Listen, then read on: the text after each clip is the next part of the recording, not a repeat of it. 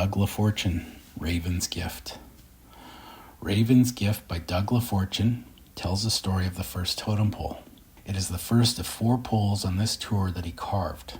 Like his brother Francis Horne Sr., Doug is Coast Salish with Quw'utsun, Tsawout, and WSANEC or Saanich heritage. The raven at the top is, of course, the star of this pole. To the peoples of the northwest coast, the raven is the most important of all creatures, a trickster filled with supernatural power. He features in countless stories of peoples up and down the coast. The raven can be distinguished by the long, straight beak.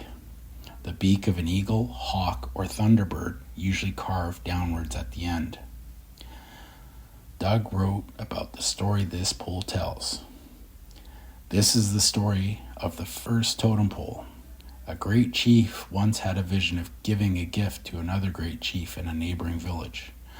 He was walking through the forest along a river when a beaver gave him a cedar log and told him to carve a totem pole. He did not know what to carve, so he thought he would wait and it would come to him, and it did. In another vision, he saw his son accepting a carved totem pole from the raven.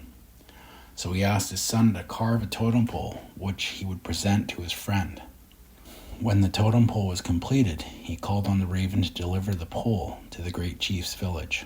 When he accepted the gift, he was very pleased and had a huge potlatch and pole-raising ceremony to thank the great chief for the totem pole, which he erected in front of his longhouse.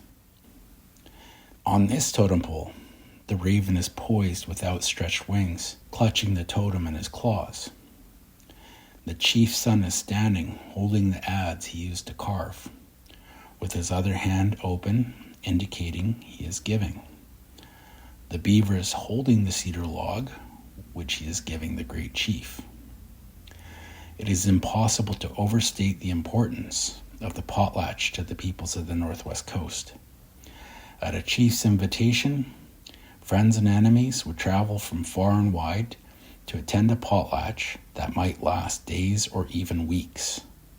The hosting chief would give gifts of enormous value to his guests, affirming the prestige and social status of all. There were many reasons to hold a potlatch: the celebration of a marriage, the settlement of a great dispute, the reinvigoration of an old alliance, or the acquisition of a new crest. All throughout, there would be memorable ceremonies, dances, songs, and speeches. The climax of a potlatch came with the raising of a totem pole. This was a moment of high drama, one to be remembered long afterwards by all who had the honor to attend. Those who came away from potlatch would certainly be inspired to commission totem poles of their own.